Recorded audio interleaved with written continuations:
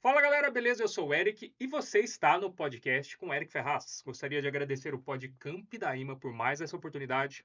E hoje, não apenas um convidado, dois.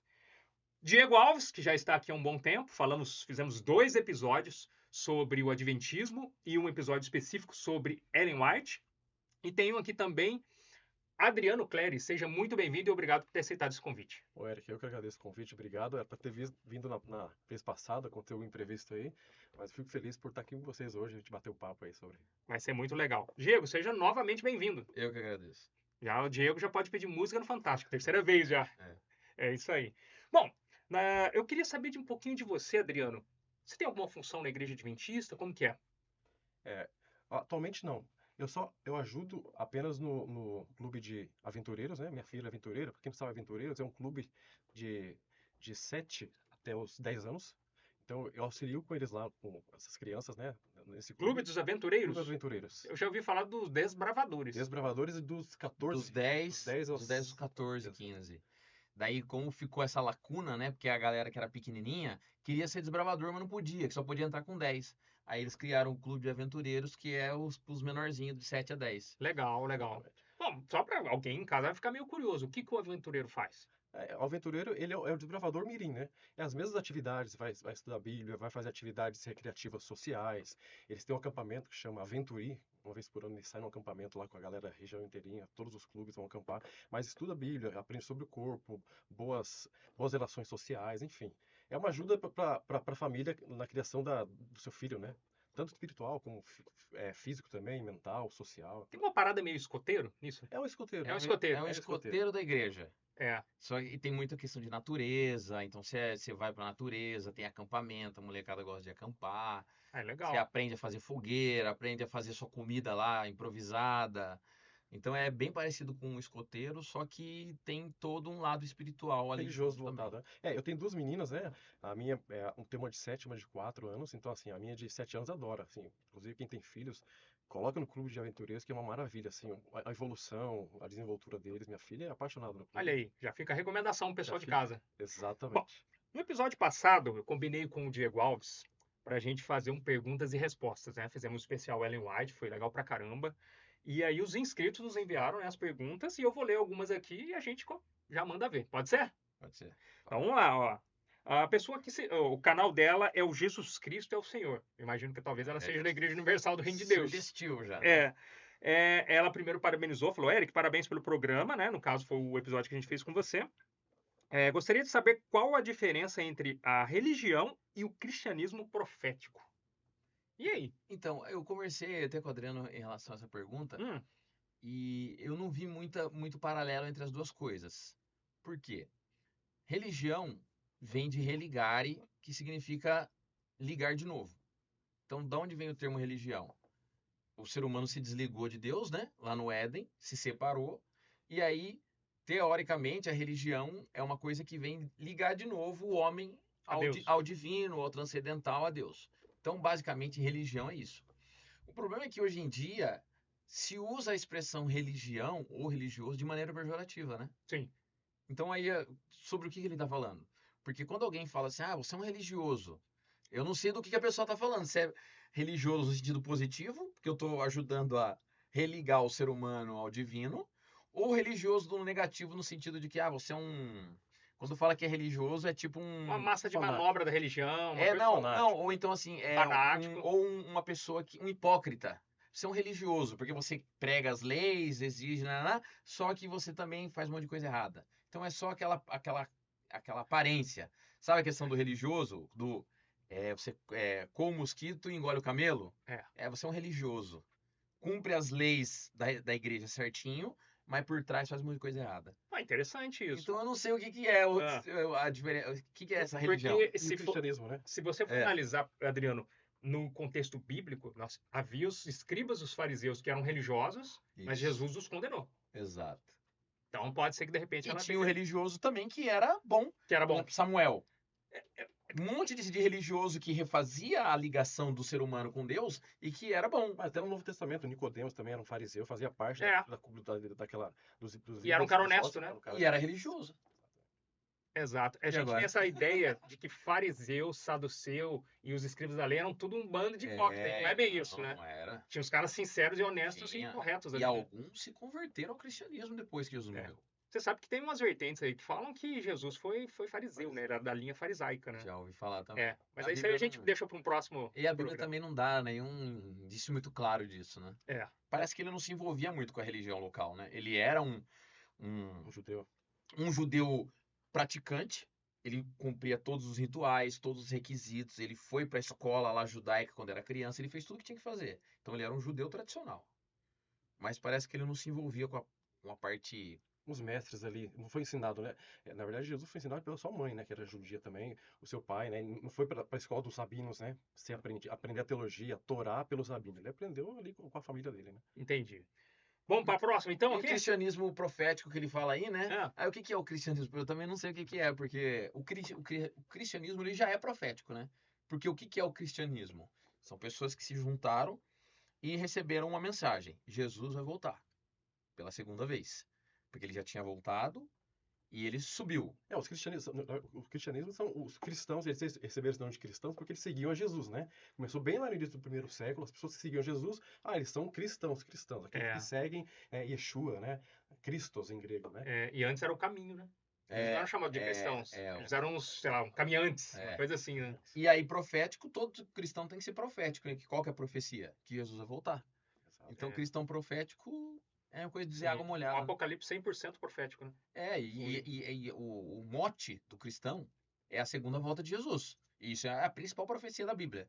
Então, o cristianismo profético, eu acho que é uma redundância, né? Pode ser. O cristianismo já é profético. Já é né? profético. É. Muito bem. Olha, aqui um assunto interessante agora. Qual a base bíblica para o vegetarianismo? E aí? E aí, Adriano? Qual a base bíblica? Pro vegetarianismo. O assunto é muito fácil, né? Porque a gente não é vegetariano, fica difícil, né? A gente comer. É. Eu não sou vegetariano, não sei se é. Mas normalmente o adventista é vegetariano. Ele É pregado nas Faz igrejas. parte do princípio adventista. Faz parte, né? Esse direito com questão de saúde. Você não é a gente Tá vegetariano. longe, viu? Eu gosto do churrasco. Viu? Você entra na carne, então. Sim, Tá, sim, né? beleza. Aquelas que foram autorizadas pelo Criador, né? Mas a pergunta, eu acho Opa, assim, já uma pergunta, um tema bom, hein? Mas a gente já vai entrar aqui, né? Na Vai, né? resposta já tem essa resposta aí. mas a base bíblica pro vegetarianismo, quando a gente vai na dieta original que Deus estabeleceu para o ser humano, ela não incluía o alimento carne, né? Porque não existia morte, né? Adão não precisava matar para comer. Então, quando você vai no Gênesis, Deus fala, ó, todas as ervas do campo, que dê semente, as frutas, isto vos será por mantimento. Deixa eu só citar o texto Lê o bíblico texto, aqui. Gênesis, né? É Gênesis 1, 29. Esse texto aqui, inclusive, Eric, muitas pessoas usam ele para dizer que pode comer tudo. E o texto está dizendo exatamente o contrário. É a interpretação de texto, né? Porque é uma questão. E a Bíblia é complicada. Lê Né? Porque, pra nós. porque, assim, dependendo do jeito que você interpreta, tá mandando matar ou não tá mandando matar. É. Então, olha só o que o texto diz. E disse Deus, aqui Deus dando ordens para Adão, né? Disse Deus: Eis que vos tenho dado. Eu vou perguntar para você o que você entende desse texto. Vamos lá. Eis que vos tenho dado toda a erva que dá semente, que está sobre a face de toda a terra, e toda árvore em que há fruto de árvore que dá semente, ser-vos-á para mantimento. E todo animal da terra, e toda ave. E todo animal da terra, e toda ave do céu, e todo réptil da terra, em que há alma vivente, toda a erva verde será para mantimento. Que Eu você entende? entendi que o homem e a mulher deveriam comer de toda a vegetação ali, né? Que eles tivessem interesse, e os animais também. Exatamente. Perfeito. Exatamente. E não é. Por quê? Olha só, ele está dando as instruções aqui para Adão. Do que ele ia se alimentar. Então, verso 29. Vou ler de novo Peraí, agora. eu tô errado, né? Tá errado? Então vamos Não, lá. tá Fiquei certo. curioso agora. Não, ele entendeu que é para comer toda a erva e todo animal. Não, o animal come a erva. Não é para o ser humano Ele- comer o Não, animal. o animal come a erva. Exatamente. Porque então da você forma tá que tá escrito, os animais também vão comer essa erva. Exatamente. Isso, ele dá a primeira instrução pro homem. Olha, você vai comer isso, isso e isso. E todo animal vai comer isso, isso e isso. Mas as pessoas leem assim, ó. Eis que vos tenho dado, que vos tenho dado toda a erva que dá semente, que está sobre a face da terra, e toda árvore em que há fruto de árvore que dá semente, ser-vos-á para mantimento. E a todo animal da terra.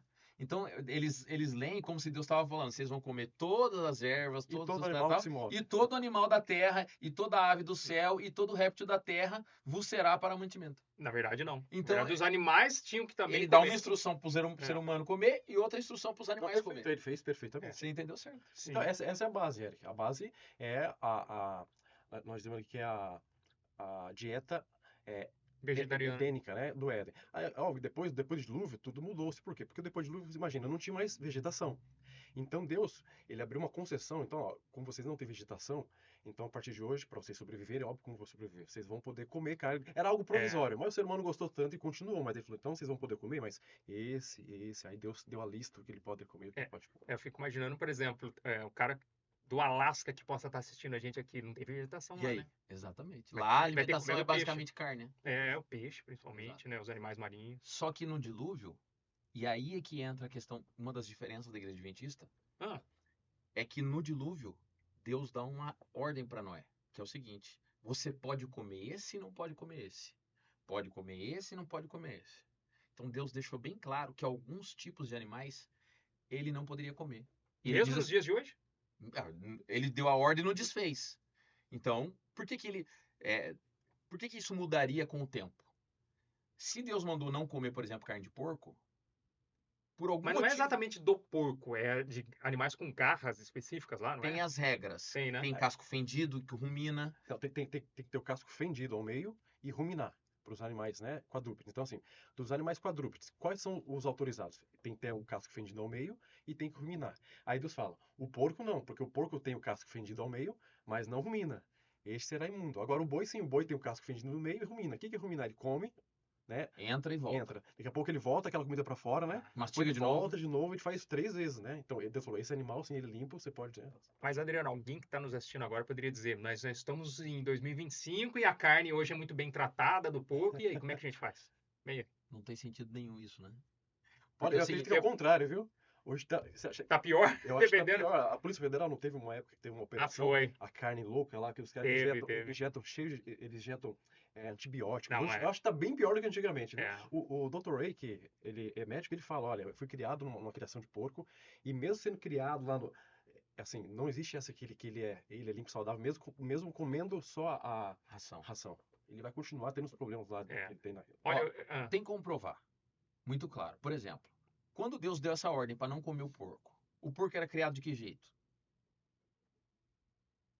eu não conheço muito bem como é que o porco era criado. Não, ninguém sabe. É. Não existe um descritivo de como o porco era tratado naquele tempo. Sim. Então, Deus mandou independente da condição como ele é criado. Ah, tá. Talvez fosse criado melhor Melhor do do que hoje. Aí É. não sabe. Então, esse é o primeiro ponto. Segundo ponto, quando você vai fazer uma cirurgia, já percebeu, quem fez cirurgia sabe, o médico fala pra você ficar sem comer carne de porco por não sei quanto tempo, depois da cirurgia, ou antes da cirurgia, alguma coisa assim. Por quê? Específica a de Depois. porco mesmo? De porco.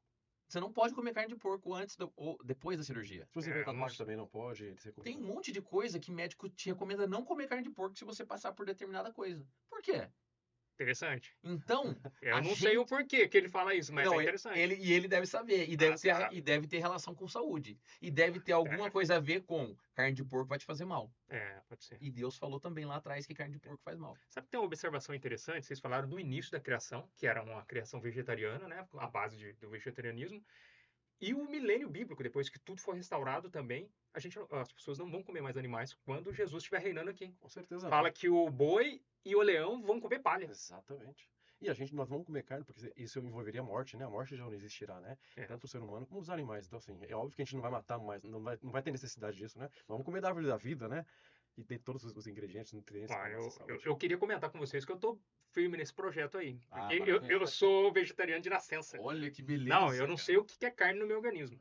Que bom. Eu tenho um certo uma repulso ali. Muito bom, É. cara. E Mas olha nada como nada. tem sentido.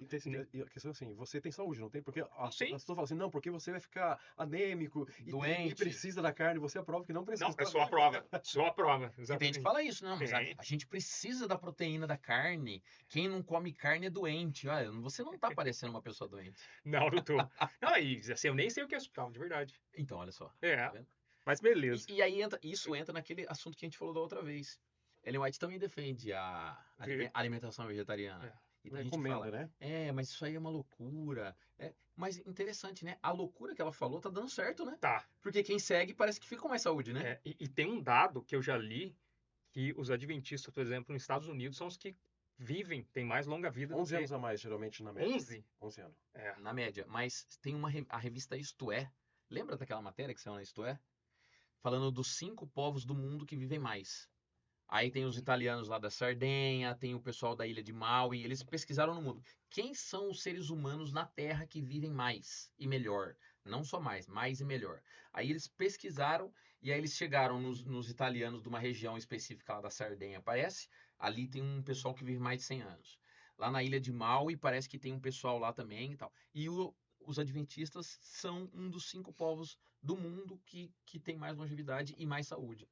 Quer dizer, é uma loucura que parece que está funcionando, né? Interessante. Realmente Mas, interessante. Eric, só para finalizar esse Por assunto, assim, favor. essa seria a ideia, né, original de Deus para o ser humano. A gente sabe que depois que o pecado veio, porque senão a pessoa fala assim, então comer carne é pecado. Não, a gente não está defendendo isso aí, porque Jesus comeu, né, o sacerdote Jesus tinha. comeu peixe, né? Exatamente, e os sacerdotes comiam, né, Abraão comeu, todos os profetas, os patriarcas, eles comeram, assim, é uma coisa, isso não é pecado, né, mas se a gente conseguisse voltar a essa dieta original, isso seria bom para nós, a gente teria a mente mais clara, o corpo, a saúde, mas não que seja pecado, né, tem gente que tá comendo Isso é carne, tá legal de pecando, falar. isso aí, isso não tem apoio nas escrituras de forma Se nenhuma, né? fosse pecado, eu tava na santificação. Não, você estava no céu. Você estava Tava. salvo, você estava Eu salvo. tava correndo dos... Exatamente, tá garantido, né? Garantido. Ó, próxima pergunta aqui, a pessoa não se identificou, tá como Sniper Elite. Enfim, é o arroba, né, do canal da pessoa. O que significa essa tal purificação do santuário que a gente falou da última vez, né? Sim, Que o santuário seria purificado nas manhãs e tardes lá e sim, tal. E aí? 2.300 tardes de manhãs. O Então, que é essa purificação do santuário? quando Deus decidiu morar no meio do povo e falou assim, então faz um santuário aí que eu vou morar no meio do povo, faz uma tenda para mim e eu vou morar aí junto com vocês. Essa tem que resumir bem, que essa aí é longe, hein? É, Tenta dá um resumir, podcast só sobre isso. É verdade. É, Mas aí, quando complexo. ele decidiu, ele criou uma série de rituais, uma série eh, de formas de se purificar o pecado do povo. Então, se você for ler lá, a gente não vai entrar nesse detalhe, mas se você Levítico. for ler lá em Levítico e toda a história do povo de Israel antigo, eles tinham uma série de rituais. Então, tinha a questão da gordura, queimar gorduras, tirar o sangue, aspergir o sangue na cortina do santuário. Tinha uma série de rituais. E no final desses rituais, o santuário tinha que ser purificado. Então, tinha um último ritual que purificava o santuário e aí recomeçava depois no outro ano de novo e assim ia, né? Isso era o que acontecia aqui na Terra. E nós acreditamos que existe, assim como existe um santuário na terra que Deus mandou fazer, também tem um santuário no céu. E assim, e as orientações que foram passadas para que os sacerdotes fizessem aqui na terra, Jesus faz no céu porque ele é o santo, ele é o sumo sacerdote. Ele faz isso no céu? Ele faz o mesmo ritual que era feito aqui na terra, ele faz no céu, é claro, dentro dos parâmetros do céu que a gente não conhece, porque isso não está revelado. Mas fato é que a Bíblia diz que o santuário da terra é uma sombra do santuário do céu, que é o santuário celestial. E em 1844 chegou o período da purificação daquele santuário do céu. Então Jesus purificou o santuário e deu início a um outro processo que é o juízo investigativo. Então, desde a morte de Jesus até 1844, nós acreditamos que estava sendo feita uma série de intercessões da parte de Jesus, assim como o sacerdote e o sumo sacerdote faziam aqui na terra, estava sendo feito no céu. E quando acabou esse período, então Jesus concluiu essa obra intercessória. E aí passou para a parte de julgamento. Então, de 1844 para cá, então, está na fase de julgamento.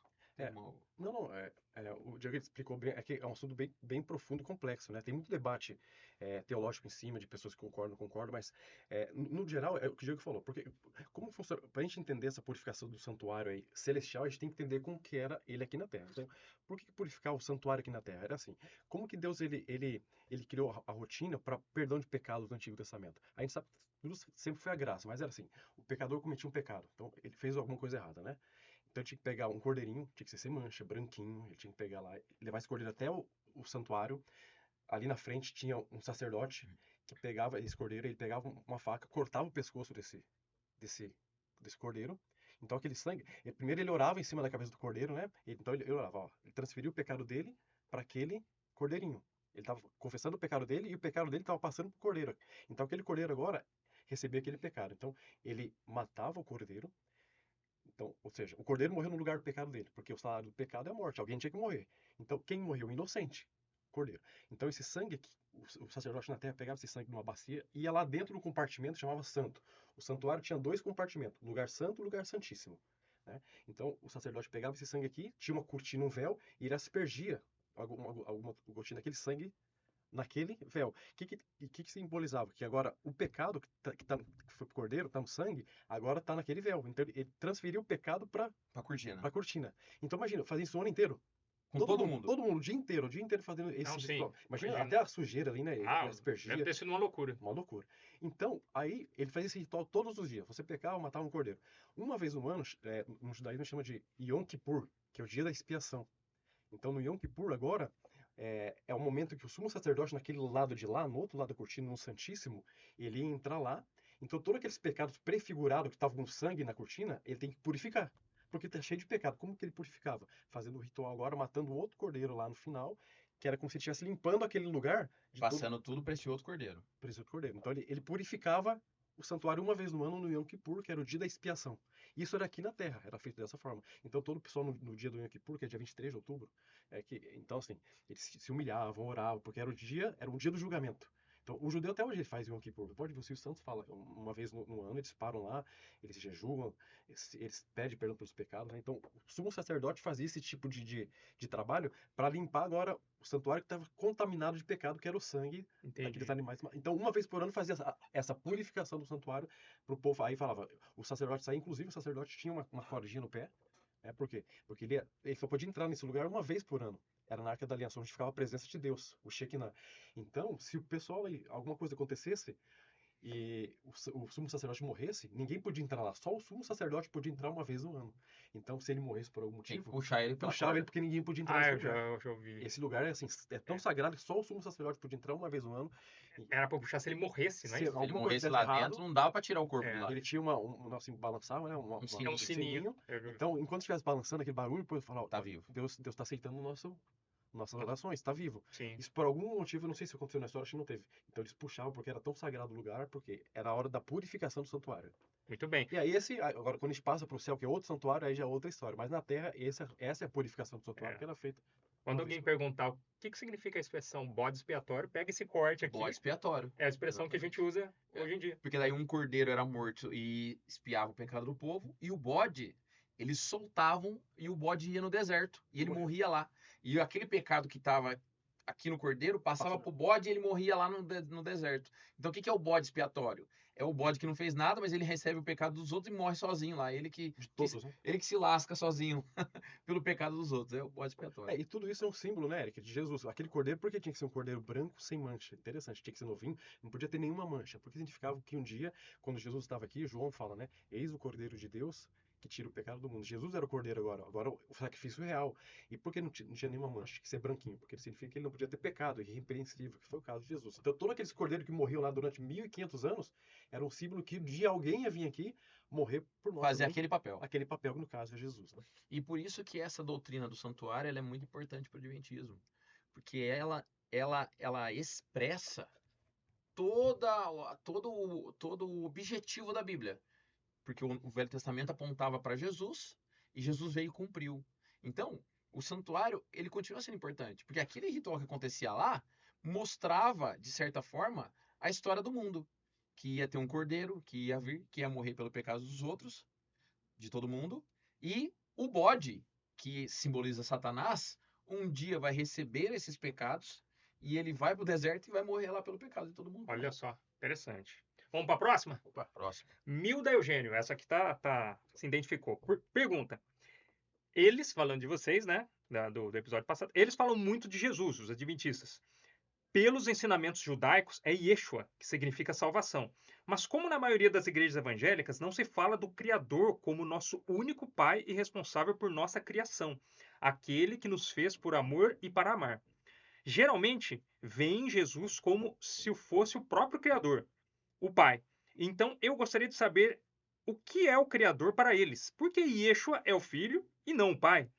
É o caminho. Ela escreveu alguma coisa, é o caminho não objetivo. O que é realmente o Pai Celestial na opinião deles, de vocês? É homem ou mulher? É mulher, Milda Eugênio. Mulher. Ela deve ser judia, né? Ah, É judia que fala? Ela deve ser judia e messiânica, né? Porque ela, pelo jeito, ela acredita em Jesus, né? Porque o judeu ortodoxo não acredita, né? Então, pelo jeito, ela acredita no filho, né? eu acho que sim. E- É. Ou não, né? Porque ela falou assim, por que fala de Jesus e não fala do Pai? Às vezes acredita que Jesus é figura histórica, mas É, não como Deus, né?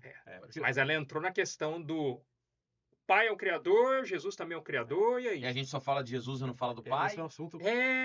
Exato. Ela quis dizer isso aqui, o que tá Por que aqui que é fica que falando de Jesus é Jesus? mais evidenciado do que o Pai, que é o Criador. É. Pô, isso aqui é uma pergunta. Eu acho que dá para É. a gente desenrolar uma coisa interessante E aqui. no judaísmo, realmente, né? Eles dizem que o judeu diz que é o único povo realmente quando acredita em um único Deus, como é que chama? Monoteísta. Monoteísta.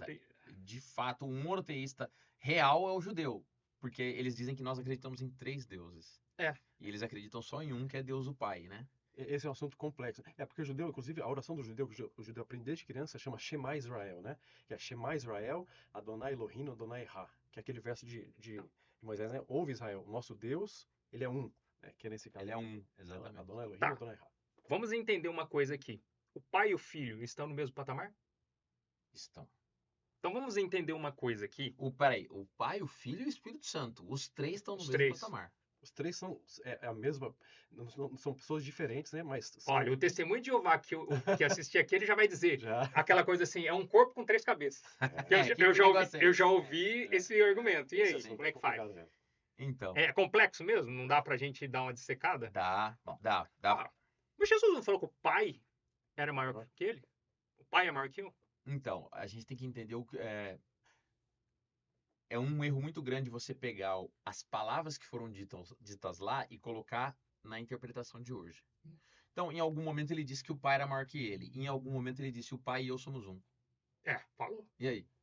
É, Não, tem- não parece ser contraditório? Tem uma passagem que ele fala, o pai é o agricultor.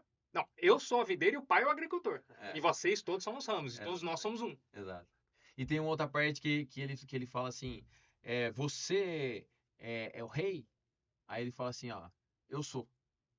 E quando ele fala eu sou, Ele tá ele tá remetendo. falando lá do deserto quando a sarça queimou e Moisés pergunta: quem eu vou dizer que tá aqui falando comigo? Aí ele fala: eu sou te mandou. É aquele eu sou que ele tá falando. Então e aí? Não, às vezes parece que ele tá dizendo que é e às vezes parece que não é, né? Diego, tem um homem que chega até Jesus e diz o seguinte: bom mestre. A Jesus já dá um tapa de luva de pelica nele, dizendo o seguinte: por que me chamas bom? Só existe um que é Deus. Exatamente. E aí? Como é que Então, faz? É que acontece o seguinte, Tem alguns elementos interessantes. tem. Vamos dar um outro exemplo? Jesus na cruz diz: Deus meu, por que me desamparaste? Quem que é o Deus de Jesus? Exatamente. Tem alguns elementos interessantes aí. Tem. Mas, e ao mesmo tempo, quando os discípulos se ajoelharam para adorar Jesus, ele recebeu adoração. Porque ele é Deus. Quando ele Eu não lembro da passagem de Jesus. Eles adoraram a Jesus? Sim, quando- Tipo, os joelhos dobrados? Sim, Não- quando ele ressuscitou e ele apareceu para eles, o que Tomé disse? Que ele não estava acreditando, que ele queria umas provas ali, né? Depois que ele apareceu, primeiro falaram que Jesus apareceu. Ele não estava Não acreditando. acreditou. Depois Jesus apareceu e falou: "Põe a mão aqui". E Toca aqui no e o furo que da minha Tomé mão. respondeu? Agora eu acredito. Não, Não é? antes ele falou uma frase. Não se lembro. Você lembra qual Meu que foi? Deus, né? Meu Deus, Deus. Senhor meu e Deus meu. Ah, ele fala isso, Senhor Ele Deus fala e pra Deus. Jesus, Senhor meu e Deus meu. Aí você falou agora, aí Jesus fala, agora você acreditou, né? Quer dizer, Tomé chamou Jesus de Deus e Deus aceitou. É. E tem a passagem de João, do verbo, né? Que fala, e o verbo se era... fez carne e habitou entre nós. Tem bastante elemento aí pra Então, gente poder analisar. O que que a E o gente verbo era Deus, né? Ele deixa claro. e o verbo estava com Deus e o E o verbo verbo era era Deus. Deus. E depois esse mesmo verbo veio, virou Você fez gente carne. e habitou entre nós. Tem Então, bastante elemento A aí. gente tem que entender o seguinte. Quando Jesus estava aqui na Terra, ele era 100% homem. 100% homem. E 100% Deus. Ele era homem e ele era Deus. Então, quando ele estava aqui, ele não usava os seus poderes divinos em benefício próprio. Não usava. Ele agia como homem e ele se portou como homem e ele era um homem comum. Porque tem muita gente que fala isso. Ah, mas para Jesus foi fácil. Ele era Deus. Então quando ele tomou as chibatadas lá na cruz, Ele poderia burlar, ele mas tava não lá burlou, só né? fingindo, mas ele não tava sentindo dor nenhuma, porque ele era Deus. Então, não. Ele tava sentindo tudo que um ser humano sente, porque ele era um homem. E ele se esvaziou da divindade dele. Então, quando ele se esvaziou da divindade dele, automaticamente ele se sujeitou a quem? Ó, pai. Ao Pai, porque ele era um homem normal, ele não tinha poder em si. Tudo que ele ia fazer, o que ele fazia antes? Mas e os poderes de cura, essas coisas todas? Então, Ele andou sobre as águas. Então, quando ele ia fazer essas coisas, o que ele fazia antes? Ele orava. E ele falava, vamos fazer uma oração aqui. Ele orava a Deus, pedia para Deus dar para ele, e aí ele fazia. Então, tudo que ele fez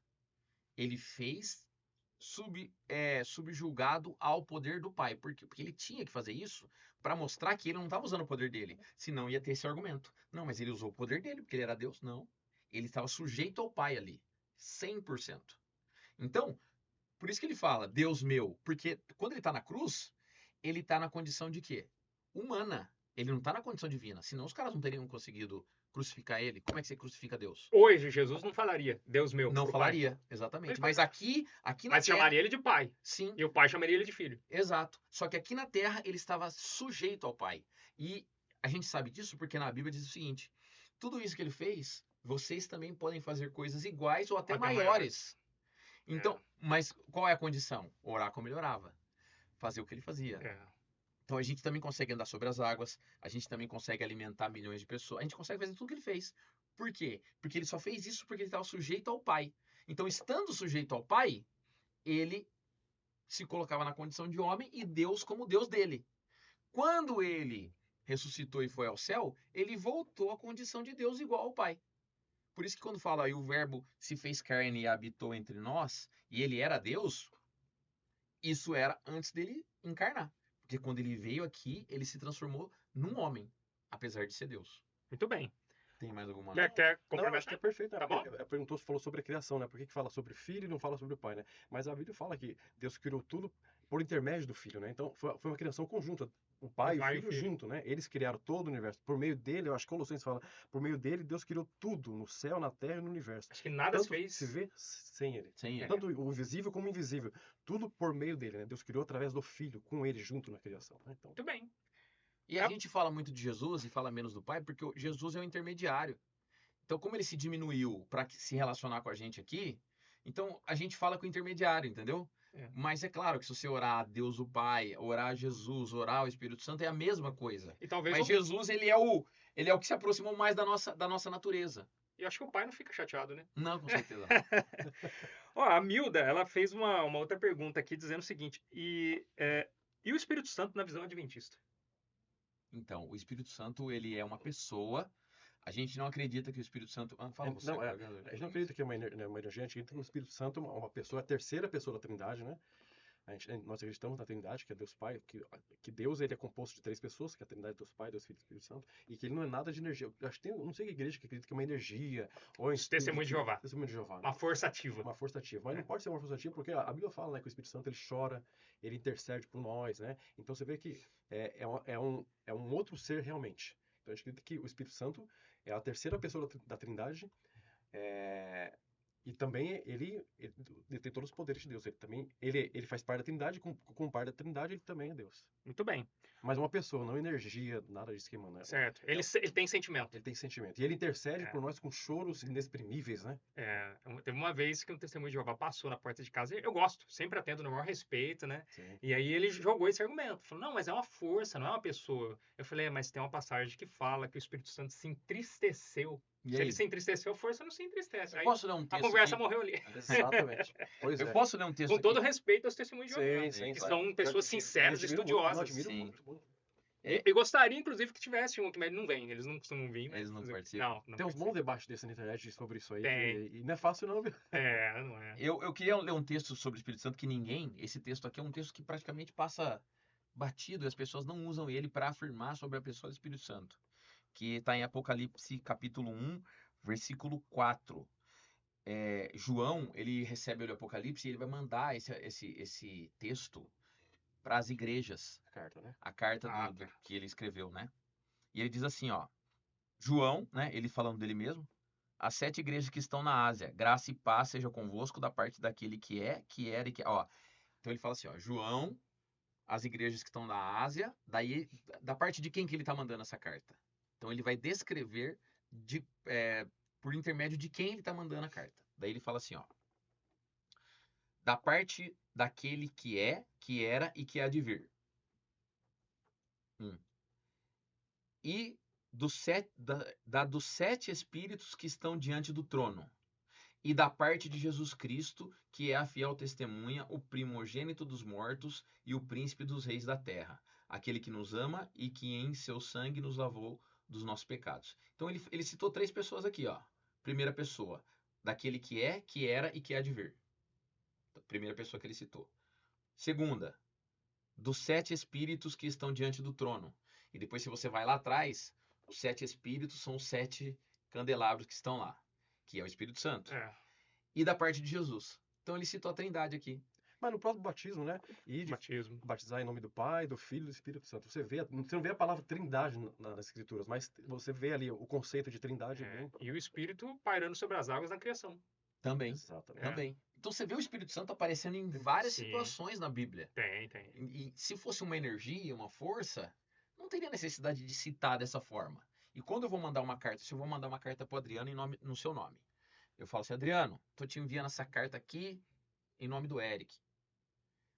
Quando ele manda essa carta aqui, ele fala, tô mandando essa carta para vocês em nome daquele que é, que era, que há de vir, Do Espírito em Santo. nome do Espírito Santo, que são os 7 E do Filho. Espíritos, e do Filho. Quer dizer, ele colocou os 3 no mesmo patamar. Então, se isso aqui é uma energia só, Seria só 2. ele não citaria. Ele só citaria do Pai e do Filho. Exatamente. É. Mas quando ele cita os 7 Espíritos, que são os 7 candeeiros lá, É o Espírito do Senhor, do temor do Senhor, tem Isso, várias tem as nomenclaturas, né? esse é o Espírito Santo. Tá certo. E como ele coloca no mesmo patamar, quer dizer que os 3 têm o mesmo poder. Muito bem. Bom, aqui vamos com a Ravelli Félix. Agora vai falar alguma coisa de livro aqui. Ó. Pergunta: poderia citar alguns trechos ou ensinamentos contidos nos livros que você acha mais impactante? E quais, entre os mais de 40 livros de Ellen White, você julga o mais impactante? Qual o mais impactante e algum trecho que vocês acham interessante? É uma pergunta pessoal aí. Qual é o nome dela? Ravelli Félix. Ravel, né? É uma pergunta bem pessoal, né? Aham. É que se perguntar pra mim vai ser uma É. resposta, pro Diego vai ser Sim. outra, né? Então vamos para a sua. Eu particularmente, o Eric, eu até trouxe depois, eu quero mostrar pra você aqui, pro pessoal que tá vendo, porque a gente fala de... Pode mostrar para a câmera aqui. a gente acabou falando de Ellen White e acabou de mostrar as obras dela, Vamos né? mostrar aqui para a câmera. Eu vou apresentar os 5 aqui daqui a Vamos lá. pouco pra vocês, Isso. mas o mais impactante da pergunta dela, pra mim, o livro que eu mais gosto de ler é esse livro aqui, O Desejado de Todas as Nações. Desejado. O Desejado de Todas as Nações. Isso aqui é uma biografia de Jesus. Tá. Eu acho maravilhoso esse livro, tá? E assim, eu gosto muito que impactante quando ela pergunta o que é impactante quando eu li esse livro aqui, principalmente na Páscoa, eu gosto de ler sempre a parte dali da paixão de Jesus, né? O julgamento, eu acho que me toca muito, né? Então, pra mim, seria essa parte, uma parte que ela, inclusive, ela detalha, porque quando fala, o assunto foi Ellen White, né? Na vez passada, ela dá muitos detalhes, né? Que às vezes não tá na Bíblia, mas que a gente não descarta que pode ter acontecido, né? Então, ela dá um detalhe que ela diz assim, que ela estava diante de Anás e Caifás, e ele estava quieto o tempo inteiro, ele perguntava, ele quieto. E tem uma hora que ele levantou o braço direito, né? E falou assim, eu te conjuro pelo Deus vivo, se você realmente é o Filho de Deus, fala para nós aqui. E ela fala, agora chegou a hora de Jesus não podia ficar calado mais, né? Ficou calado o tempo inteiro, mas agora ele estava fazendo, quem estava fazendo esse apelo era a mais alta líder da nação, né? Então Jesus não podia ficar calado. Então ela fala que ele olhou para ele bem no fundo dos olhos e disse assim, ó, eu sou, e vocês vão ver em breve eu voltando nas nuvens do céu à direita do Todo-Poderoso. E aí ele rasgou esse blasfêmia, né? E eu acho muito forte porque ela dá um detalhe que ela fala assim, naquele momento que Jesus falou assim, ó, eu sou, que ela usou a mesma palavra hebraica que usa para Moisés, né? Sim. Eu sou, quando ele falou eu sou, a divindade de Cristo, assim, o rosto dele se iluminou realmente. Eles assustaram, né? Porque ali eles viram, não teve, como o corpo humano, assim, o invólucro, ela falou, o invólucro humano, ele de alguma forma transpareceu quando ele falou, eu sou o Filho de Deus e vocês vão ver eu voltando aqui. E ela diz que eles nunca esqueceram desse olhar perconstrador de Jesus. Eu posso até ler aqui a parte, essa parte, para ficar bem fiel, mas ela fala assim, ó, tá na página 414, né? Caifás, erguendo para sua mão direita, dirigiu-se a Jesus e disse, conjuro-te pelo Deus vivo que nos diga se tu és o Cristo, o Filho de Deus. Em face desse apelo, Cristo não podia permanecer calado, então ele diz, tu disseste, uma luz celeste pareceu iluminar o semblante pálido. E digo-vos que vereis em breve o Filho do Homem vindo à direita do poder.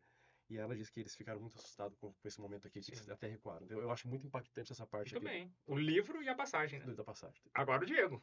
Você tem um grande conflito aí? Grande conflito. Já mostra pra câmera É. antes dele. Esse é o grande Isso. conflito. Você tá mais. Esse é o mais famoso. São mais famosos, né? Aqui tá como a grande controvérsia, porque no inglês é The Great Controversy, né? Aí, o grande conflito, ou a grande controvérsia, mas o texto é o mesmo, né? Eu gosto desse aqui e eu gosto do História da Redenção, que eu já falei, né? Mas o texto que mais me impacta aqui do grande conflito, deixa eu ver se tá aqui. É o último, Ou você lembrar último de parágrafo. cabeça. O último parágrafo tá aqui? É o último parágrafo. Inclusive, você decora. Esse aqui, pra mim, é o verso mais bonito, né? O Adventista geralmente. O grande conflito terminou. É esse? É esse aí, Pecados e vai lá. pecadores não mais existem. O universo inteiro está purificado. Uma única palpitação de harmonioso júbilo vibra por toda A vasta a criação criação. Daquele que tudo criou, emanam luz, vida e paz. e alegria. E alegria por todo Os domínios do espaço sem fim. Desde Desde o minúsculo átomo até o maior dos mundos, todas as coisas animadas e inanimadas, em sua desassombrada beleza e perfeito gozo, declaram que Deus é amor. Então aqui é o final, é o fim. Então ele é o último capítulo do Grande Conflito, quando ele contempla tudo e fala: o grande conflito terminou. Pecado e pecadores não mais existem, e tal. Então, assim, eu gosto muito desse texto aqui. Geralmente a Adventista sabe de cor mesmo, né? Eu Interessante. quis ler. Olha, Quer aproveitar e mostrar um por um pra câmera? Inclusive, ô, Eric, eu trouxe aqui pro pessoal ver que ele falou sobre a Ellen White, né? Certo. Essa é a ideia de trazer pela sala.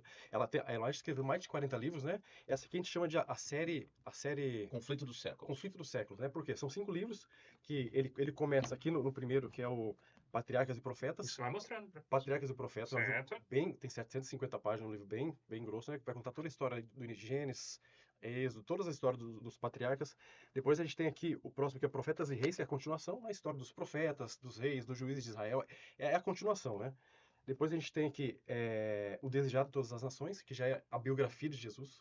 A história de A Jesus. história de Jesus, assim, em detalhes. É o meu livro preferido, né? Inclusive as pessoas às vezes ficam julgando o livro de Ellen White, né? Às vezes nunca leram. Eu faço um apelo para vocês. Vou pedir pra você falar um pouquinho isso, só pra você ver. Um apelo para vocês. Leiam, assim, muitas pessoas criticam, né? Uma profetisa falsa que escreveu loucuras. Pessoal, leiam, assim.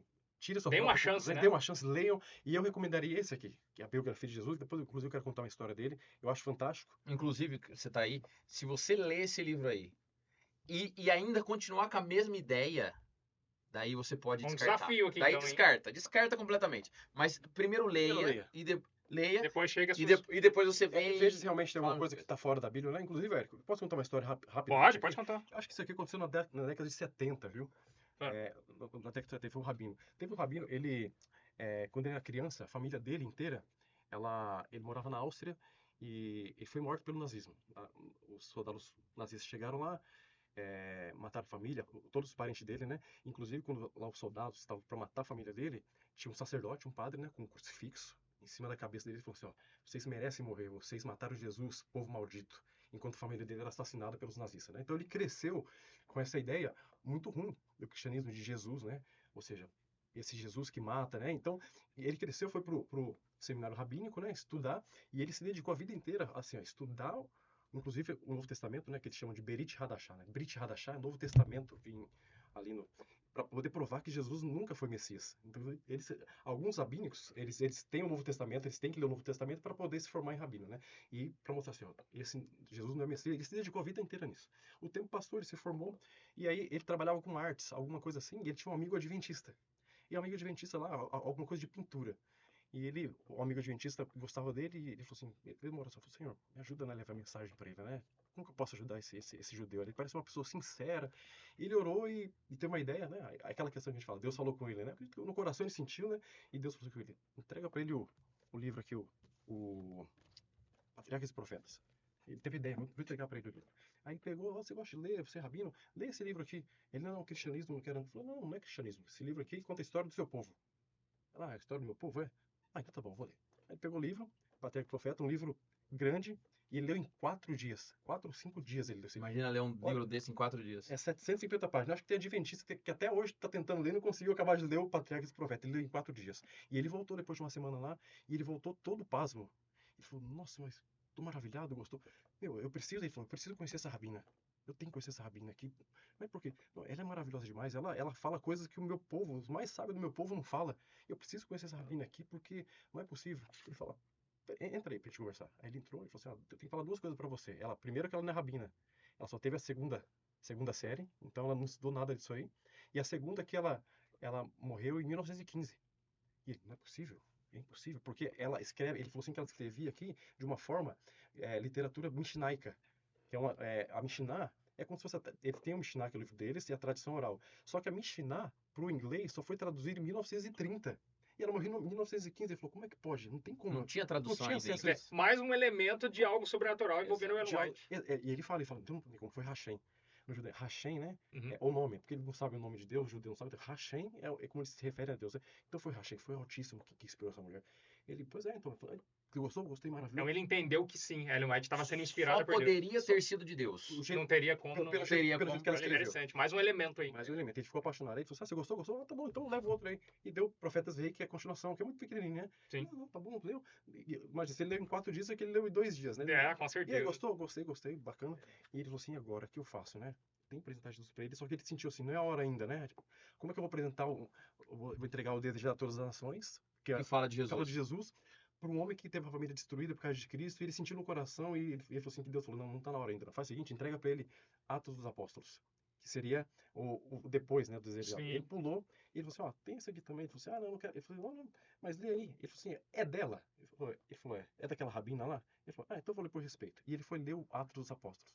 E no Atos dos Apóstolos, no capítulo 31, Ellen White fala assim, ela tem um capítulo que chama assim, o cuidado de Deus para com seu povo, para com o povo judeu. E lá, Ellen White, ela diz assim que Deus nunca abandonou seu povo. Ela fala que os líderes religiosos, alguns negaram, mas Deus nunca abandonou seu povo. Que o povo abandonou, mas Deus nunca abandonou e continua amando o seu povo.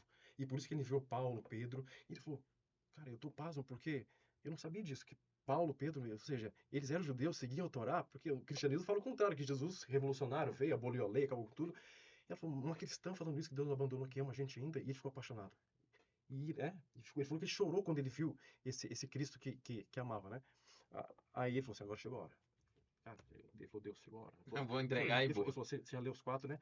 Ele falou assim, aí ele falou, eu vou entregar. Ele falou, então, leva. Aí ele falou assim, pegou o Desejado de Todas as Nações, que tem, bem isso aqui, tem a capa, tem Jesus na capa.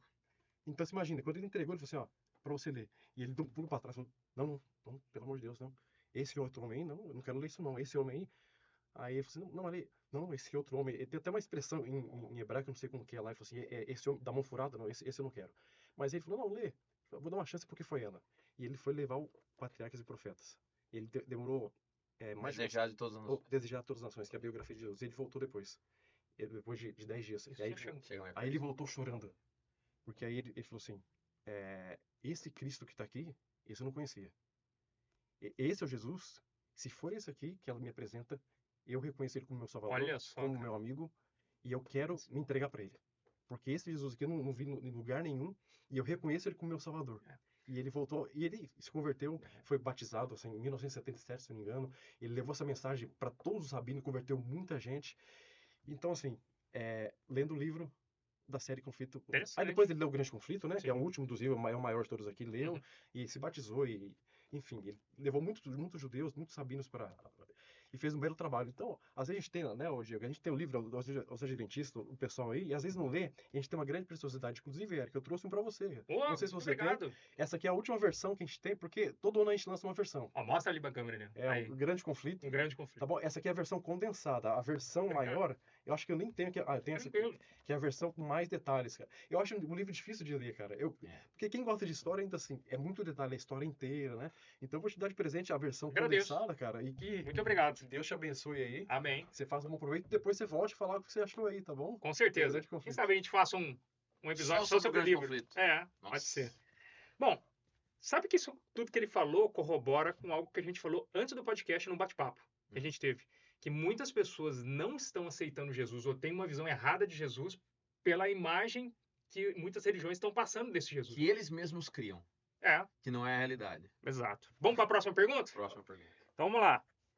A pergunta é o seguinte: poderia por um acaso Ellen White, ao invés de estar sendo inspirada por Deus, ter sido inspirada por um espírito enganador? E aí? A pergunta da Jailma Oliveira. Então, Uma excelente pergunta. a Bíblia fala assim, provai os espíritos, né?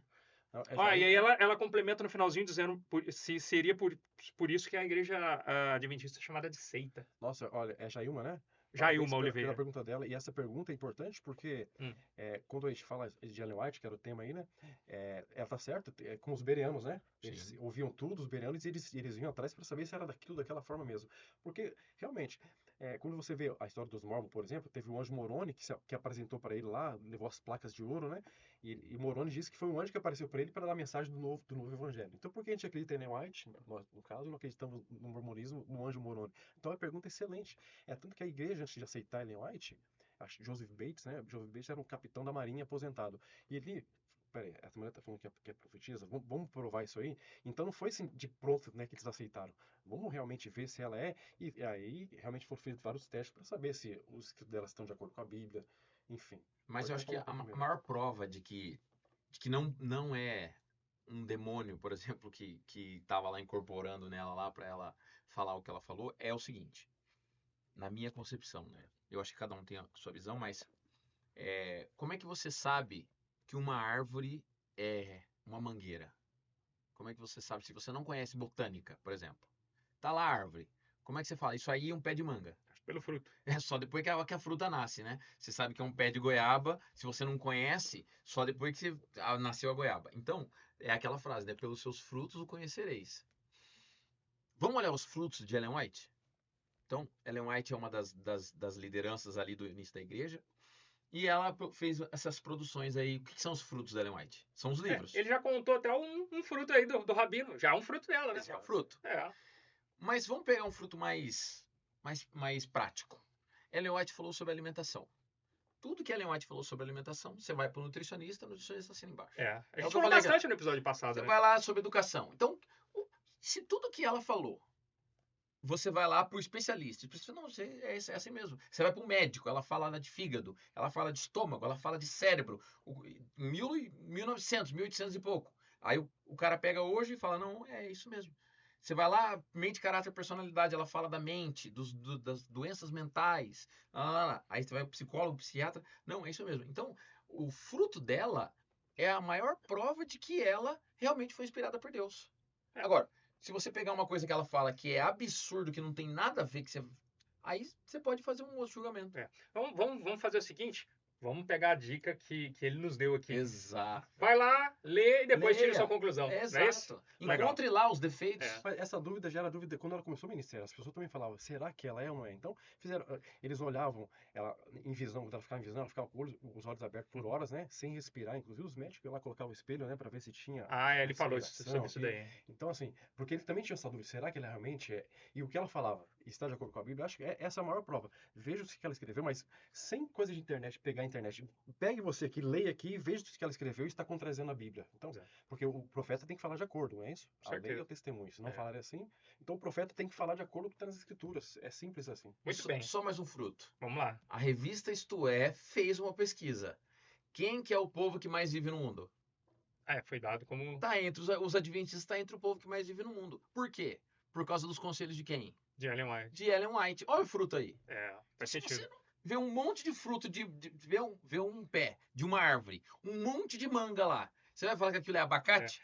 Então o mal tá fazendo pessoas viverem mais saudáveis. O diabo tá dando bons conselhos de saúde para as pessoas.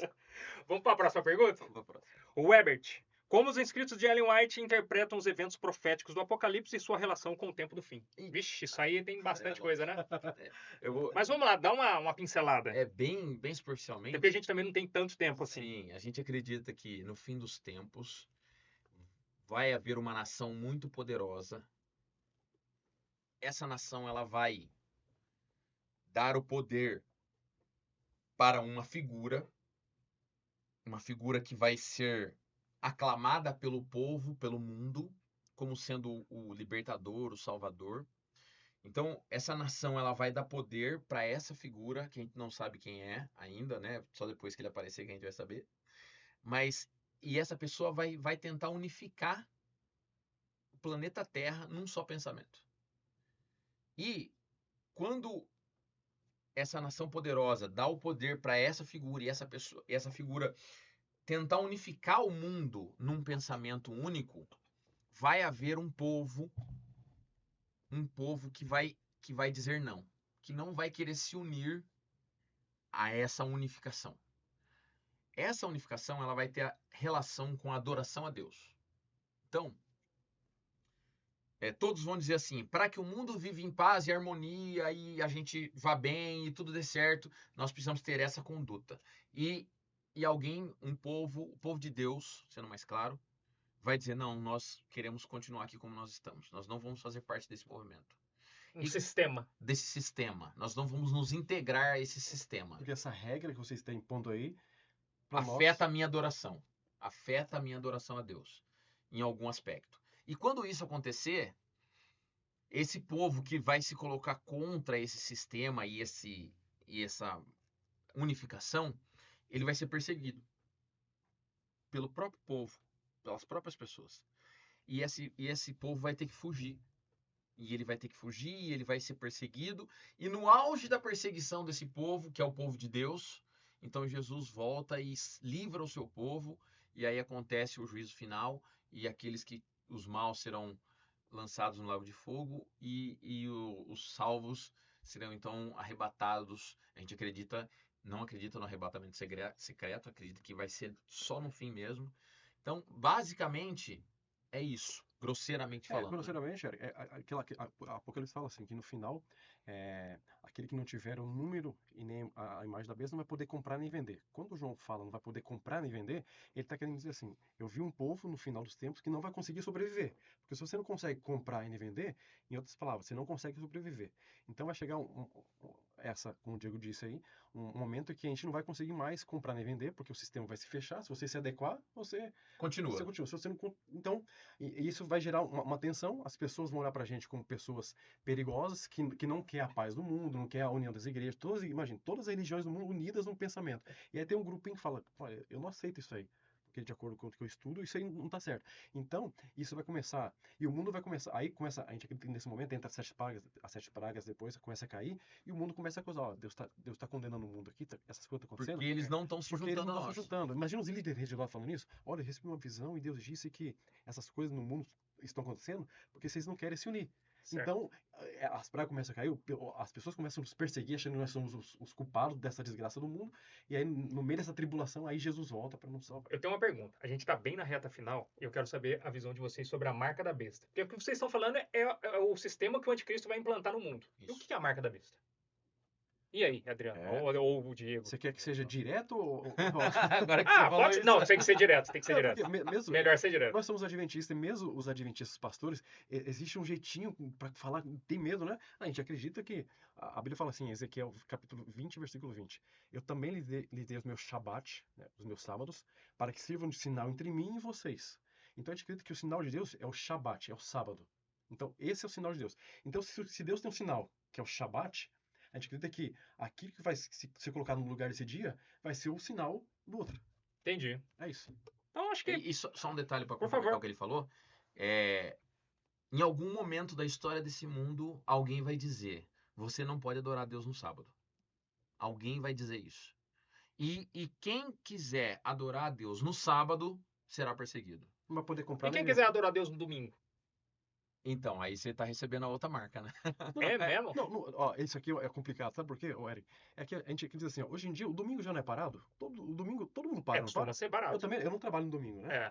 Eu faço Uber, mas assim, no geral, todo o comércio tá parado, tá tudo bem a pessoa não trabalhar no domingo. O que vai acontecer é o mundo te forçar a falar, não, agora nós guardamos o sábado, o Shabat, do pôr do sol da sexta-feira ao pôr do sol do sábado. Vir uma lei falando o seguinte, você vai ter que trabalhar no sábado. E não vai poder adorar a Deus no sábado. Por exemplo, eu não trabalhar no domingo, tá tudo bem. A gente aguarda o domingo, entre aspas, porque ninguém trabalha.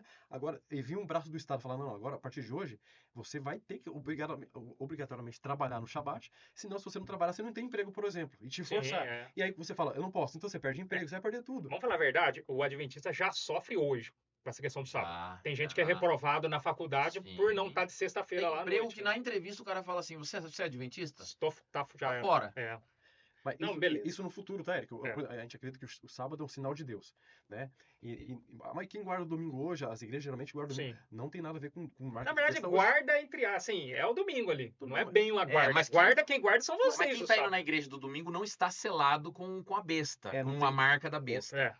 Mas, A questão é que em algum momento, quem guarda o sábado não vai poder guardar mais. entendi. Esse que Tem é o alguma coisa que fala da mudança dos tempos, né? Dos dias e Sim, tempos, cuidaria de mudar épocas. os tempos e a lei. Ela fala que esse poder, esse anticristo, ele vai mudar os tempos e a lei, né? É. Então ele vai fazer uma mudança na lei e fala, já é mudança, né? Se você for no catecismo romano hoje e você ler lá o quarto mandamento, tá assim, ó, guardar domingos e festas. Mas se você for aqui na Bíblia, em Êxodo capítulo 20, versículo 8, lá não tem guardar domingos e festas. Fala assim, lembra-te do Shabá para o santificar. Então já houve essa mudança, né? Sim. Então já foi feita a mudança. Cara, infelizmente a gente não tem mais tempo. Eu vou ter que encerrar aqui. Não deu até para responder todas as perguntas, mas a gente faz um novo episódio. Faz. Eu quero convidar vocês Claro. dois no futuro novamente. Inclusive, convida as pessoas, se for ter outro, para Nos mandar comentários. mais perguntas. É, E aí adiciona essas aí. com certeza. Então é isso. Olha, eu queria agradecer. Foi um papo legal pra caramba. A gente precisaria de mais tempo, né, para conversar, até se aprofundar um pouco mais. Muito obrigado pelo presente. A você que está em casa, curta, comente, compartilhe, ative o sininho para as notificações, se inscreva no canal, é gratuito. E até o próximo vídeo. Valeu!